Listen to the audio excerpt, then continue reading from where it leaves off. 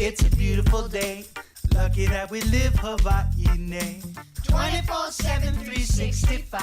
Swimming in the ocean anytime. Take a leap, well, live healthy. Eat well. Be active. Be live mono every day. Could do the east side. Take a little bike ride. West side. Aloha kako, and welcome to our second episode of Foundations for Healthier Generations. I'm your host, Lorilyn Salamanca, of the WIC program at the Department of Health. It is nice to be with you once again to highlight the public health programs, initiatives, issues, and public health concerns addressed by the State Department of Health. During our last episode, we provided an overview of the Department of Health and introduced you to our director, Loretta Fuddy. She discussed her background and vision for Hawaii and introduced us to the department's strategic plan. Today we have Lola Irvin with us to talk about obesity prevention in our state. Ms. Irvin is the project manager for the Chronic Disease Prevention and Management Division, which works to address chronic diseases and their contributing factors. Let's have a listen. Obesity is a growing problem in Hawaii. Obesity in our state has more than doubled from about 11% in 1995 to 23% in 2010. Additionally, about 1 in every 3 children who are entering kindergarten is overweight or obese. The danger is that obesity can lead to diabetes and other chronic diseases later in life. While obesity in Hawaii is lower than national averages, some population groups here are disproportionately affected. For example, Native Hawaiians and other Pacific Islanders have much higher rates of obesity than other ethnic groups. The primary prevention branch of this division addresses the 3 primary health behaviors known to reduce chronic disease: increasing physical activity and good nutrition, and reducing smoking in Hawaii. Increasing opportunities for physical activity and healthy nutrition can ultimately lead to a decrease in obesity. The primary prevention branch seeks to address obesity at every level of society: at the individual level, the interpersonal level, the organizational level, within our communities, and finally in the policy and systems change arena.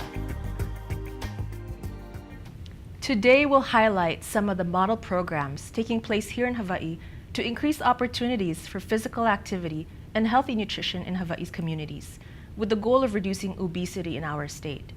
Ms. Irvin, thank you for joining us today. Thank you for having me here. I want to talk to you about 2 model programs that our program is working on the windward side of Oahu. So one is the Waimanalo Project, increasing nutrition opportunities, and the other is working with the Department of Education schools. And we're going to talk about model programs at the community and organizational level. Most of what we do, though, is at the policy and infrastructure level. So a lot like the camera crew here that you can't see today. When we do our work, you probably won't see us because we're working at the policy level. But with these community programs, we're working with partners at the community and the school level, and it's really exciting to share this with you. Oh, thank you. Can you tell us a little bit more about what model programs are? By model programs, we mean those programs that we evaluate and then you can look at it and copy them, basically replicate them in your community with partners. Okay. Can you tell us a bit more about the Waimanalo Project? With the Waimanalo Project, in 2009, we approached the Waimanalo community members and asked to find out what they're doing and what their concerns were.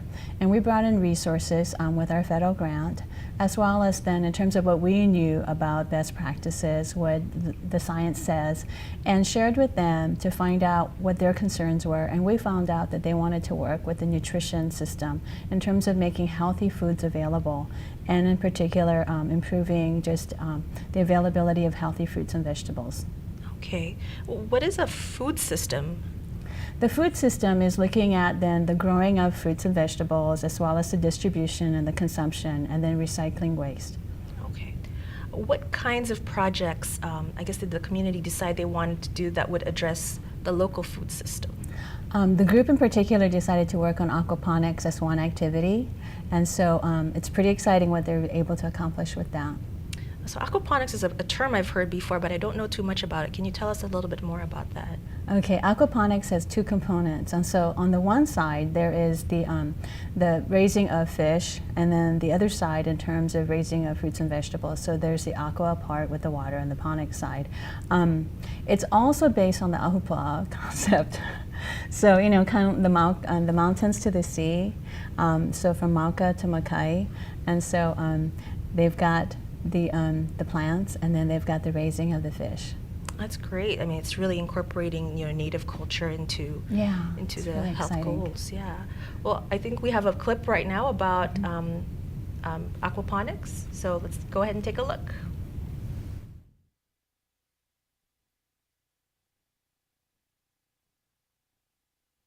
Aquaponics is a type of organic food production that combines techniques of raising plants in water and fish in tanks. This type of system recycles nutrient-rich water from fish culture to fertilize and water plants, which provides healthy, fresh, and sustainable fruits, vegetables, and fish for local consumption.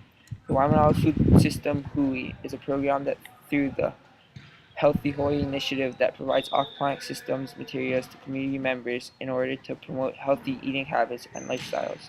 Each month, the Waimanalo Food System Hui holds workshops for the community that provide information on building aquaponic systems as well as the process of growing and maintaining a sustainable food source. The workshops are organized and held by community members for community members, taught from one ohana to another, including members from Keiki to Kupuna. We build aquaponic systems and you can build one too. By having an aquaponic system, your ohana can gain more access to fresh fruits, vegetables, and fish. If you want to eat healthy, you can learn how to grow your own because it's not hard to do. With Waimanalo Food System Hui, you have a support system in place to help you learn how to grow your own healthy and organic foods. Eating fresh gives you tasty and nutritious food options for you and your family. That is a great example of what the Department of Health is doing to move our population towards healthier eating, because what's really needed is a sustainable food source, on island within the state instead of importing a lot of our foods. And cost becomes a barrier really for healthy eating for a lot of families. I think now we'd like to talk about physical activity in schools. Since 2000, the Department of Health has been using tobacco settlement special funds to fund physical education and health education resource teachers. Can you tell us a little bit more about? Sure, okay. We have a really great health ed and PE resource teacher, Kurt Okimoto, on the Windward side. And so he's been supporting a physical activity competition with the Windward schools. And so we support standard-based health education and standard-based physical education so that it's available to all students. And now Kurt's taken it to support a competition, so to make it fun and to set goals. Oh, that's awesome. Well, we've got a clip with Kurt. No, Okimoto. not yet. Yeah, sorry, I have to stretch. So we're seeing here that the kids are doing some push-ups. And how often are the competition happening? Okay, this happens once a year, and for the kids, in terms of physical activity, with all the competing priorities in the Department of Education, the students may not have the opportunities for physical activity during the day, but with this competition, they can work towards goal setting and have lots of fun, and then compete in the meets. Yeah, well, there's a lot of competing, I guess, attention in schools between priorities, academic priorities, and then physical activity. And I'm sure that when they get home, they're competing distractions. Right. There's a lot of social media, and we use the computer, our phones, to interface with the social media, and it's all pretty sedentary, really. Mm-hmm. So it's a great way to build in, I think, the physical activity into their day without having to separate it out. And now you have to go work out after school and while they're doing homework as well. Love to hear about Kurt Okimoto and what he's doing on the Windward side. So roll the clip. Hi, my name is Kurt Okimoto. I'm the Windward District Physical Education and Health Resource Teacher, and this is a 32nd annual physical fitness meet. The meet actually started 32 years ago as a statewide meet, And at this point, we are the last district in the state to still continue this meet. We had 23 schools in attendance today. In the past, 184 kids participated out of the 23 schools. This year's meet, we had between 800 and 900 plus students participate. So it's a great event, very successful. The kids enjoy it. Personally, I feel that it benefits their fitness levels, at least their awareness of it, and also their self-esteem. And it's a great meet that we will continue doing in the future. Thank you. So we just saw Kurt at Kaiser High School, and this competition happened on March 7th, I believe, yeah? Yeah, and this is great because, you know, as you talked about in terms of what the kids are anticipating throughout the year, the physical activity recommendations are that kids should have 60 minutes of physical activity a day. And so if they're working towards it, then we know that, you know, they're going to have fun and work towards it during the day and not just try to, you know, fit it within 15 minutes, which is not going to be enough. They need to do 60 minutes at minimum a day. Yeah, I do hear about some of my friends and their kids and how the parents kind of are trying to get the kids out to, you know, to go outside and play, but instead they're inside doing, you know, video games, or they're on the computer as well. So that's awesome that this is happening in the schools, so that it's in addition to what else they might get at home. Yeah, this sets up an internal motivation for the students. Right. And they can also then compete with their peers and encourage each other to be physically active. And then that fun factor that they can take it home and model it for their parents and their family as well. Modeling doesn't have to just be the parent to child. So if it's something that they enjoy, they can model it for the rest of the family, and it's the whole family that's active and healthy and having fun together. It's great, and that's why the Department of Health supports the DOE and uses the dollars that we do to support the health ed and PE teachers, because then we build it into the system of expectation. Right. So then the kids can expect to be physically active. Yeah, and it's a positive cycle that's being created because they're healthy, they're alert, and then they're ready to learn. Yes. Because when they're sedentary, it's just not. It's Right. not quite there. Yeah. They're not going to be as engaged. No. This way they can look forward to school and seeing their friends. Right. Yes. Yes. And then there's socialization as well. Yes, yeah. You can It's go all into. the way, yeah. Yeah. Well, we also have Lisa Hockenberger, and she is a physical education resource teacher, and she talks about the health benefits of the competition. The benefits of this program are threefold. First of all, it encourages the spirit of competition among schools. The second thing it does is it encourages students to challenge themselves physically as they proceed throughout the events. And the third thing it does is it encourages students to meet each other from different schools so that when they transition into middle school, they're familiar with each other coming from schools in their area. Well, that's great. It sounds like there's a lot of support for the physical activity and also for the Waimanalo project. And it's good to hear that the infrastructure is being built so that, you know, in schools and in communities, community gardens, that there's somewhere for families to go and start these healthy behaviors. Well, what other tips might you have, I guess, for our community? Okay. Some of the other things that we're working on is to help communities have sidewalks and bike paths. And so what we talk about is, you know, people should be able to build physical activity into the day. And so like the kids, building it into the day because they're going to compete and they're looking forward to it. We want then the adults to be able to use the stairway, to be able to walk when they do errands, for kids to be able to bike or walk to school, and to have those options so that the neighborhoods are built that way. So the workplace has visible, attractive stairways, there are sidewalks. So to build it into the day.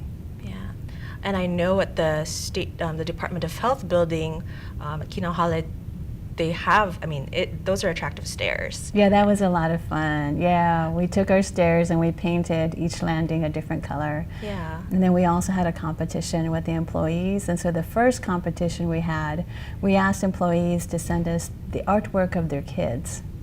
And we displayed it into the stairwells, and we called it a gallery. And it was a lot of fun. We also then have had other competitions where we show photographs of physically active employees and also healthy foods the employees have created. and we have them in the stairwell. Yeah, that's fun. I'm glad you enjoy it. Yeah, I'm a little jealous because I am a health department employee. However, I don't work in that building, and whenever I go over, I like, I'll take the stairs down. And there's music as well. So I'm like, this, gets me in the mood to walk, and it's not drabby and gray like in my building. Well, something that people can think about too is there have been studies done that show if you have signs that encourage people, signs you put up at the elevator that encourage people to take the stairs, and you point it towards the stairway, people will take the stairs more often. Oh. And so then, it actually, they're called point of decision making prompts. But basically, they're reminders to people, take the stairs instead, build physical activity into the day. Yes, and then you don't have to carve that out and think about it. It just, it becomes a habit, a lifestyle. Yeah. Well, I know that there's a website that the community can check out and see, for additional tips about healthy eating and physical activity. Yeah. It's www.healthyhawaii.com. Okay. What might some of the highlights of the website be? Okay, so some of the things I've talked about have to do with worksite wellness, so they might find other tips in there. They'll find other tips in terms of healthy recipes that they could use in the workplace, because that's the other thing. In Hawaii, we offer food, we socialize around food. And so when we get around with other employees or with family members, with friends, there should always be healthy options available. It's all about choice, making the healthy option a default and a choice that we can enjoy. And so there are tips like that. And if we're going to get together with friends and talk story, maybe we can walk and talk instead. So people will find other tips like that, getting together with friends and family, how to incorporate physical activity and healthy food into just what they're going to do. Yeah, that was definitely something that came up in my own life about, hanging out with friends and going out with family. By default, it tends to be, let's go out to eat. Why can't it be, let's go, see the sights over at Kaena Point or the Ea Loop Trail? I mean, that's something that is shared time as well. Yeah, it's quality time. Definitely. And it's good for us. Yes. All the way around. Yes. And with foods as well, I know that food is a way to affirm, our caring for our loved ones, those that we work with, and what better way to do that than to also, provide food and share food that allows them to be healthy. Yeah. So thank you so much for taking the time today and sharing the information that Healthy Hawaii Initiative is building the infrastructure for our communities. And I hope that we'll be hearing more of these activities on the website and as well in the news. Thanks. So, you're welcome. It's been really great. Thank you, Larlin. Thank you, everyone, for joining us again on the second episode for Foundations for Healthier Generations. We're glad that you could join us. We hope that you have found this information useful. And if you'd like to join us for next time, we look forward to seeing you. Ahui ho! Gotta get up. It's a beautiful day. Lucky that we live Hawaii. 24/7, 365. Swimming in the ocean anytime.